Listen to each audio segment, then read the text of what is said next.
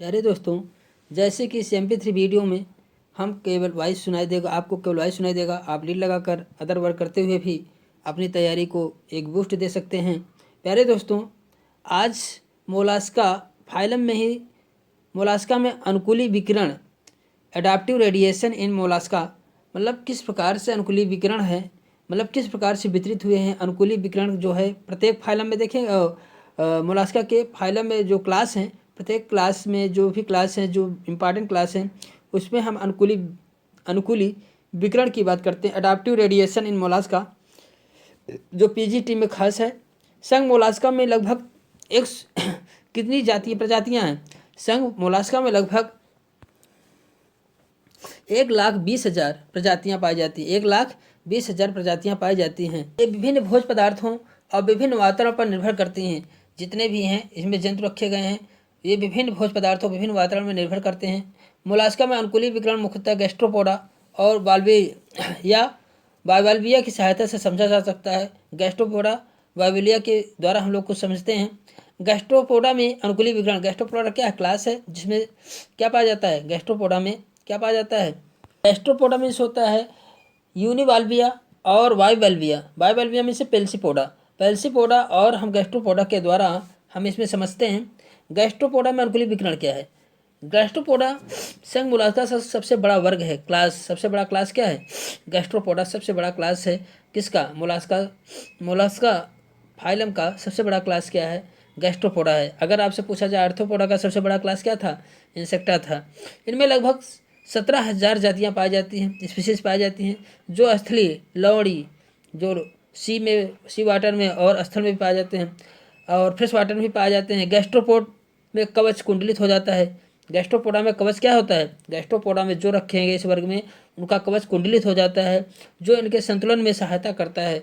जो इनका संतुलन, अगर इनका शरीर जो कुंडलित होता है, इनके संतुलन में सहायक होते हैं। इनमें आधारपात जो होता है, जो फुट भाग होता है, वो चौड़ा होता है, चपटा होता है। इसके पश्च सिरे पर अपर कुलम पाया जाता है। पश्च सिरे पर क्या अपर कुलम पाया जाता है। गैस्ट्रोपोडा में शीर्ष पाद और अंतरक विसरल मांस या मेंटल पाया जाता है।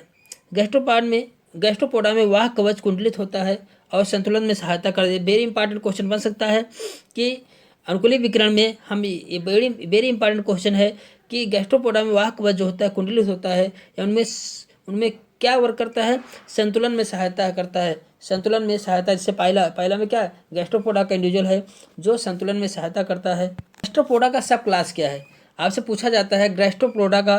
देखिए ये क्या है, अनुकूली विकिरण में है। गैस्ट्रोपोडा का क्लास है, सब क्लास। अगर आपसे पूछा जाए उपवर्ग पूछा जाए, प्रोसोब्रेनकिया है। प्रोसोब्रेनकिया क्या है? सब क्लास है। प्रोसोब्रेनकिया में सबसे सामान्य प्रकार के गैस्ट्रोपोड पाए जाते हैं। इनमें कवची समुद्री गैस्ट्रोपोड कहते हैं। इन्हें क्या कहते हैं? सेल्ड मैराइन गैस्ट्रोपोड कहते हैं। प्राचीन मोलास्क अध्यस्थल आवासी ब्लॉटिंग स्वेलिंग प्राणी थे जो उथले जल में पाए जाते थे। लिम्पेट इसमें आता है। क्या आता है? लिम्पेट इसी प्रकार का जीवन यापन करते हैं। लिम्पेट का प्रोसोब्रेनकिया जो इनका उपवर्ग है, लिम्पे आता है। ब्लैक टर्नम स्नेल आता है। समुद्र के किनारे पर पाए जाते हैं।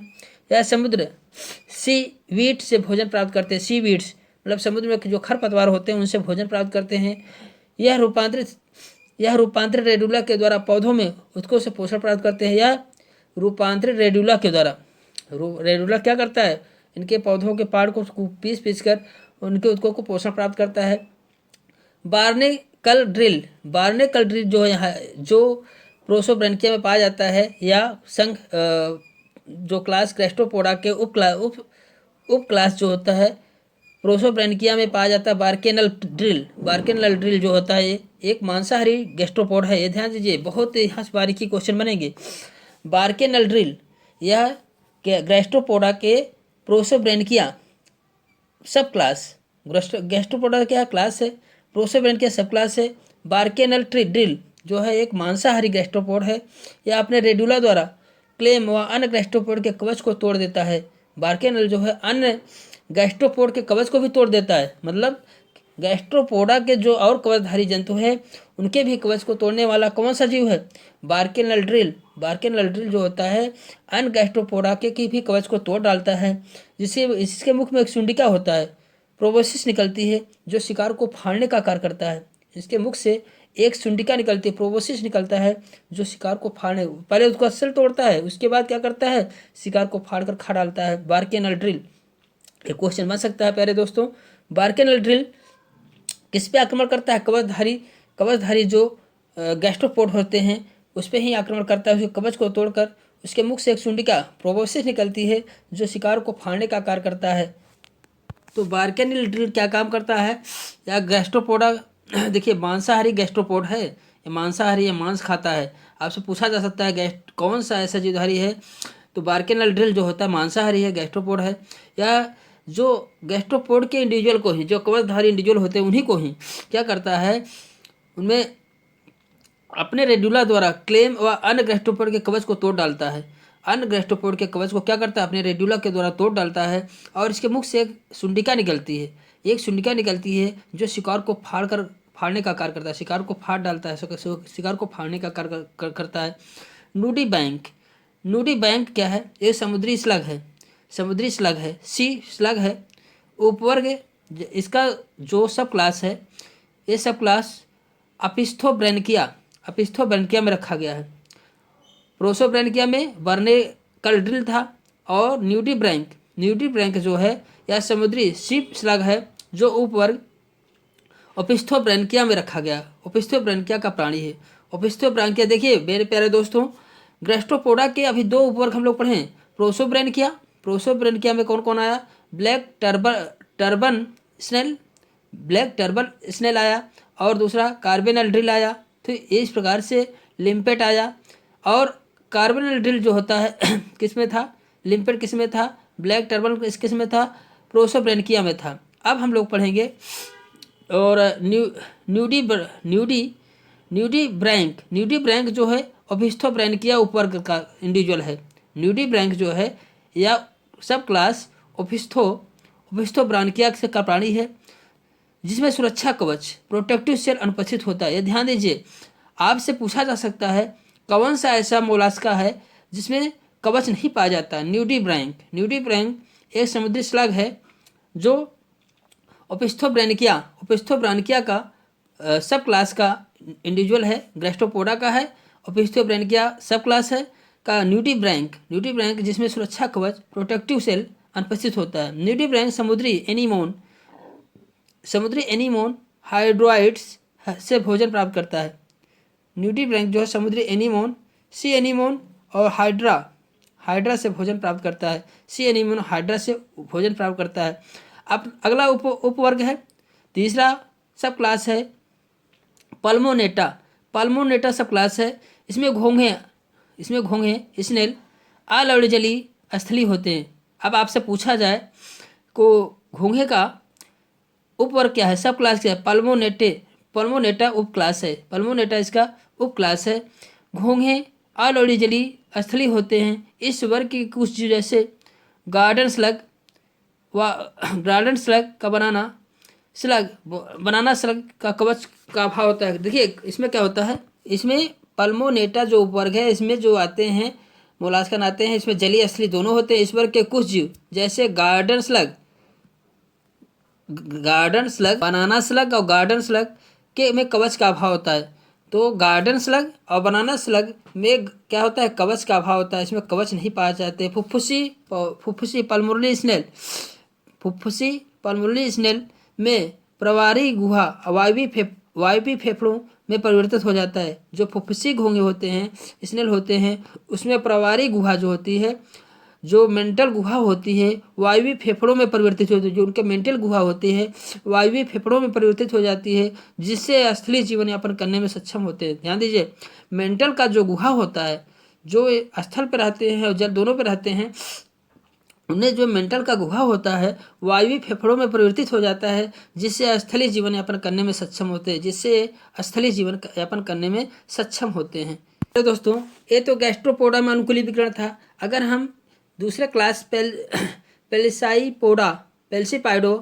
पेल्सीपोडा या बाइवेल्विया, जिसमें यूनियो पाया जाता है, पेल्सीपोडा या बाइवेल्विया में अनुकूलन विकिरण देखें, एडाप्टेशन रेडिएशन इन पेल्सीपोडा और बाइवल्विया में देखें, जिसमें यूनियो पाया जाता है।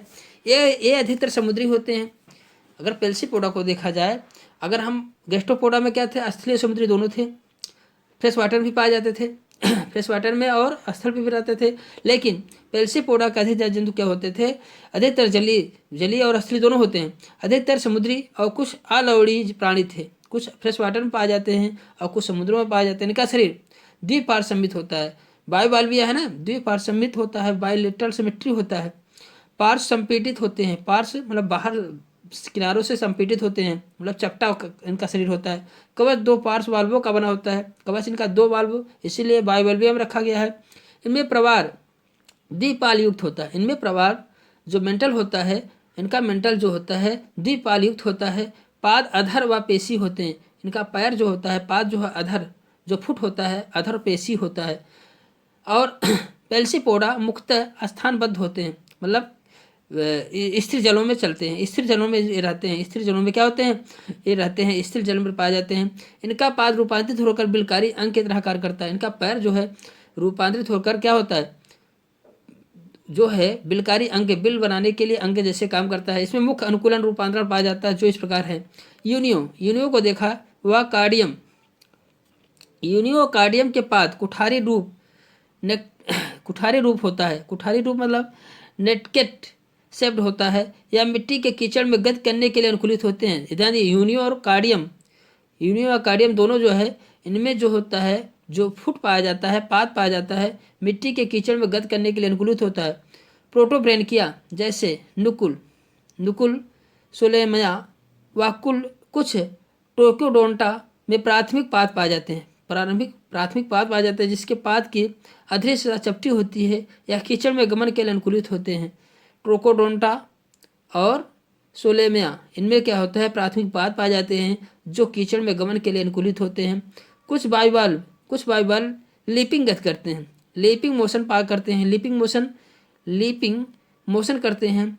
ट्राइगोनिया एग्जाम्पल जैसे ट्राइगोनिया व कार्डियम में थोड़ा मुड़ा हुआ पाद पाया जाता है, बहुत थोड़ा मुड़ा हुआ पाद पाया जाता है, जो लीपिंग गति करते हैं, मतलब स्थल से धीरे धीरे लीपिंग गति करते हैं। लीपिंग अंग की भात करते हैं। पेक्टिन और चामा ये इंडिविजुअल हैं, जो किसके हैं, पेल्सीपोडा के हैं। ये अवशेषी पाद इसमें पाया जाता है। पेक्टिन और चामा में अवशेषी पाद पाए जाते हैं। लोगों को फासिल पाद पाए जाते हैं, मतलब इसमें अवशेषी पेक्टिन और चामा में। और अब आपसे पूछा जा सकता है, किस इंडिविजुअल में अवशेषी मतलब फॉसिल फुट पाया जाता है, तो पेक्टिन और चामा में फॉसिल जो पाया जाता है, फॉसिल फुट पाया जाता है, जिससे इनमें चलन का अभाव होता है। अब आपसे पेक्टिन और चामा में कहा जाए मूवमेंट होता है, नहीं होता है। क्यों नहीं होता है, क्योंकि इसमें फॉसिल पैर पाया जाता है, लेकिन मूवमेंट इसमें नहीं होता है, क्योंकि अवशेषी पाद होता है, में उनका कार्य समाप्त हो जाता है। ऑस्ट्री में पाद अनुपस्थित होता है। ऑस्ट्री में जो है पैर नहीं पाया जाता है। ये पूछा जा सकता है, किस पेल्सीपोडा में पैर नहीं पाया जाता है, ऑस्ट्री में पैर नहीं पाया जाता, फुट नहीं पाया जाता है, ऑस्ट्री में फुट नहीं पाया जाता है। अरे दोस्तों, ऐसे ही क्वेश्चन बनते हैं, छोटे छोटे पार्ट से उठाकर क्वेश्चन पूछ लिए जाते हैं, और वही क्वेश्चन हमें नहीं आते हैं, और वही 10 नंबर में हमारा डिफरेंस होता है।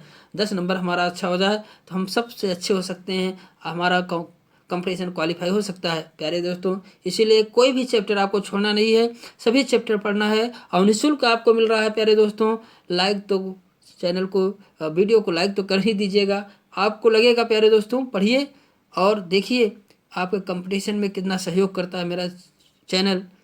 अब हम आते हैं प्यारे दोस्तों मोनोप्लेकोफोरा वर्ग में अनुकूली विकरण। मोनोप्लेकोफोरा जो पहला क्लास था, मोनोप्लेकोफोरा, जिसमें क्या आता है, नियोपिलाइना आता है। नियोपिलाइना जिसमें आता है, जिस क्लास में, तो अगर आपने क्लासिफिकेशन वाला फाइलम मोलास्का पहला वीडियो देख लीजिए, उसमें क्लासिफिकेशन सारी चीज़ दिए गए हैं प्यारे दोस्तों, उसमें सारी चीज़ें आपको उधर समझ में आ जाएगी। तो मोनोप्लेकोफोरा वर्ग में अनुकूली विकरण, अगर एडाप्टिव रेडिएशन इन क्लास मोनोप्लेकोफोरा, ये मोनोप्लेकोफोरा में क्या सभी समुद्री जल में पाए जाते हैं। जो पहला क्लास था, दूसरा क्लास था, तीसरा क्लास था, इसमें सभी समुद्री जंतु थे। मोनोप्लेकोफोरा, और दूसरा क्लास है पॉलीप्लेकोफोरा, और तीसरा क्लास है स्केफोपोडा। ये तीनों थे बिल्कुल समुद्री थे। ये कैसे थे, समुद्री थे, इनमें सभी समुद्री जंतु थे। तो मोनोप्लेकोफोरा वर्ग में क्या था, ये सभी समुद्री जल में पाए जाते हैं। इनका शरीर द्विपार्श्व सममित था, बायलेटरल सिमेट्री था, खंडयुक्त होते हैं। मोनोप्लेकोफोरा के सदस्यों की पृष्ठ सतह पर कुंडलित कवच पाया जाता है, पृष्ठ सतह पर कुंडलित कवच पाया जाता है। पेशियों की संख्या 16 होती है, 8 जोड़ी में होते हैं। पेशियां में कितनी 16 होती है, 8 जोड़ियों में पाई जाती हैं। जबकि 5 जोड़ी क्लोम तथा नेफ्रेडिया की संख्या 5 जोड़ी इसमें गिल्स पाए जाते हैं। नेफ्रेडिया की संख्या 12। देखिए नियोपिलाइना जो था एनिलिडा मोलास्का के बीच की कड़ी है, एनिलिडा मोलास्का के बीच की क्या है, कड़ी है। कुंडलित कवच पाया जाता है, कवच मोलास्का संघ का लक्षण है। और जबकि 6 जोड़ी क्लोम पाए जाते हैं। नेफ्रीडिया की संरचना, नेफ्रीडिया किसका है, एनिलिडा का है। तो नेफ्रीडिया की संख्या 12 होती है, 6 जोड़ी होती है। एनिलिडा का लक्षण इसमें भी है, एनिलिडा में नेफ्रीडिया पाए जाते हैं, इसमें नेफ्रीडिया आ गया। तो नियोपिलाइना का दोनों के कैरेक्टर पाए जा रहे हैं, इसलिए मोलास्का और एनिलिडा के बीच की कड़ी कौन है, नियोपिलाइना है। इस वर्ग के जंतुओं में आर्थ्रोपोडा और एनिलिडा संघ दोनों के लक्षण मिलते हैं। आर्थ्रोपोडा सॉरी एनिलिडा और मोलास्का संघ गलत दिया है, एनिलिडा और मोलास्का संघ के दोनों के लक्षण मिलते हैं। नियोपिलाइना मोलास्का और एनिलिडा संघ के सदस्यों से की कड़ी का जीवित जीवाश्म भी है। कड़ी के साथ एक जीवित जीवाश्म में नियोपिलाइना क्या है, एक जीवित जीवाश्म में लिविंग फॉसिल है। और मोलास्का और एनिलिडा के बीच की क्या है, कड़ी है। मोलास्का और एनिलिडा के बीच की क्या है, कड़ी है। अब प्यारे दोस्तों, ये तो मोनोप्लेकोफोरा की बात हो गई। तो इनमें नियोपिलाइना आता है, दोनों के बीच की कड़ी है। और इसमें नेफ्रीडिया भी पाया जाता है जो एनिलिडा का लक्षण है, कवच पाए जाते हैं जो मोलास्का के लक्षण है, 5 जोड़ी क्लोम पाया जाता है जो मोलास्का के लक्षण है। तो इस प्रकार से इसमें मोलास्का और एनिलिडा दोनों के कैरेक्टर पाया जाता है नियोपिलाइना में। और इस प्रकार से हम इनमें अनुकूली विकर्ण देखें, अनुकूली विकर्ण में इसमें भी आएगा। अगला क्लास है एम्फीन्यूरा। अगला क्लास है एम्फीन्यूरा को दूसरा क्लास है पॉलीप्लेकोफोरा भी कहते हैं, एम्फीन्यूरा को पॉलीप्लेकोफोरा भी कहते हैं। Adaptation radiation class Amphineura. Amphineura में क्या आता है, काइटन, ये समुद्री होते हैं। एम्फीन्यूरा में काइटन आता है, समुद्री चूहा जिसे कहा जाता है, समुद्री चूहा जिसे कहते हैं, काइटन आता है। ये सभी अधिकांशतः समुद्री जल में पाए जाते हैं। इनमें स्पर्श शिर का अभाव होता है, इसमें स्पर्श शिर नहीं पाए जाते हैं। शरीर द्विपार्श्व बायलेटरल सिमेट्री होता है। कवच उपस्थित अनुपस्थित हो सकता है, कवच किसी किसी पाया जाता है, किसी में अनुपस्थित होता है, लेकिन रेड्यूला उपस्थित होता है, रेड्यूला इसमें पाया जाता है। उदाहरण काइटन, काइटन है समुद्री चूहा जिसे हम कहते हैं, काइटन या सी माउस कहते हैं। इसके पृष्ठ सतह पर 8 कवच प्लेटों की उपस्थित होती है, 8 कवच प्लेट पाए जाते हैं, विशेष लक्षण है। तो एम्फीन्यूरा में 8 कवच शरीर पिंड के क्या है, 8 कवच प्लेट पाए जाते हैं, ठीक है, जिसमें काइटन हम समुद्री चूहा जिसे में पाया जाता है। अब आता है स्कैफोपोडा। स्कैफोपोडा का हम देख लें। स्कैफोपोडा वर्ग में अनुकूली विकर्ण क्या है, स्कैफोपोडा में कौन आता है जानते हैं, स्कैफोपोडा में कौन आता है, डेंटेलियम आता है। स्कैफोपोडा में डेंटेलियम आता है। ये भी समुद्री है, समुद्री जल में पाया जाता है। इसका कवच नालाकार होता है, ट्यूब जैसी स्ट्रक्चर होता है इसका। ये क्या होता है, सेल जो होते हैं वो ट्यूब जैसे स्ट्रक्चर होता है। इनमें क्या होता है, ट्यूब जैसे नालाकार होती संरचना होती है। इनका कवच नालाकार होता है तथा दोनों तरफ से खुला हुआ होता है।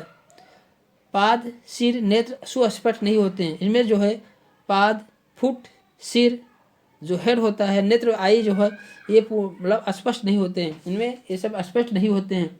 जैसे डेंटेलियम एलिफेंट टस्क सेल जिसे कहा जाता है। हेड, आई, टेंटिकल एब्सेंट इसमें होते हैं, ठीक है, सभी मैराइन होते हैं। बॉडी विथिन ए ट्यूबुलर सेल, बॉडी जो होता है एक ट्यूबुलर सेल में कवच में पाया जाता है, ट्यूब जैसी नली की कवच में पाया जाता है। ओपन बोथ इन, और दोनों एंड पे खुला हुआ होता है। कवच मतलब बॉडी इनका जो पाया जाता है ट्यूब जैसे कवच में पाया जाता है। सेल जो इनका होता है ट्यूब जैसे स्ट्रक्चर में होता है। तो ट्यूब जैसे स्कैफोपोडा में ट्यूब जैसे स्ट्रक्चर बनती है। और डेंटेलियम इसमें है, एलिफेंटस सेल इसमें फॉर्मेशन होता है, डेंटेलियम इसमें इंडिविजुअल है, ठीक है। इसके बाद हम आते हैं सिफेलोपोडा वर्ग में अनुकूली विकर्ण। सिफेलोपोडा जिसमें आपको कौन कौन से आते हैं भैया, ऑक्टोपस आता है और सीपिया आती है, लोलिगो आता है। तो सिफेलोपोडा जो जिसमें सिफेलोपोडा में क्या आता है, सिर पे पैर पाया जाना। तो इनमें जो होता है ब्लड सर्कुलेटरी सिस्टम क्या था, इनमें ब्लड सर्कुलेशन सिस्टम जो होता है क्लोज प्रकार का था, और सब में क्या ओपन था, लेकिन इनमें क्या था, क्लोज प्रकार का ब्लड सर्कुलेटरी सिस्टम था। सिफेलोपोडा वर्ग में अनुकूली विकर्ण क्या है, adaptation radiation, adaptive radiation in class Cephalopoda में क्या था, समुद्री जल में पाए जाते हैं।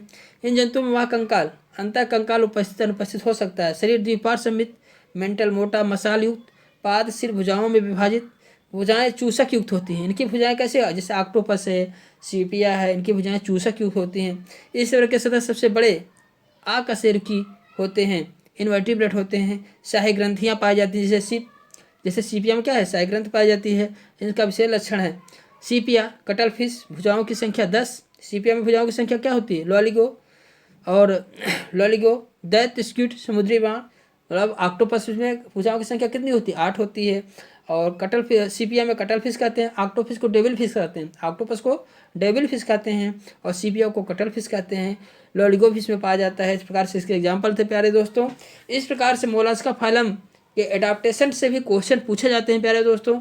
ऐसे ऐसे क्वेश्चन बन जाते हैं कि हम देखे नहीं रहते हैं, हम सुने नहीं रहते हैं। तो प्यारे दोस्तों आप बार बार रिवाइज करेंगे तो एडाप्टेशन, मोलस्का के एडाप्टेशन, मोलस्का फाइलम में जो एडाप्टेशन है, मोलस्का में अनुकूली विकिरण, एडाप्टिव रेडिएशन इन मोलस्का, आपके पीजीटी के सिलेबस में प्यारे दोस्तों। तो सिलेबस के हर पॉइंट को आपको देखना जरूरी है। यदि आपके एग्जाम से संबंधित थोड़ा भी हेल्प लगे प्यारे दोस्तों यह वीडियो, तो वीडियो को लाइक करें और चैनल को सब्सक्राइब करें। जो अभी तक सब्सक्राइब नहीं किए हैं बेल आइकन को दबा दें, जिससे कि आपको अदर भी वीडियो प्राप्त होंगे प्यारे दोस्तों। जैसे ही मैं वीडियो डाउनलोड करूं आपको मिल जाए और उसका आप लाभ उठाएं। तो प्यारे दोस्तों इसी के साथ आपको thank you for watching video. Okay bye.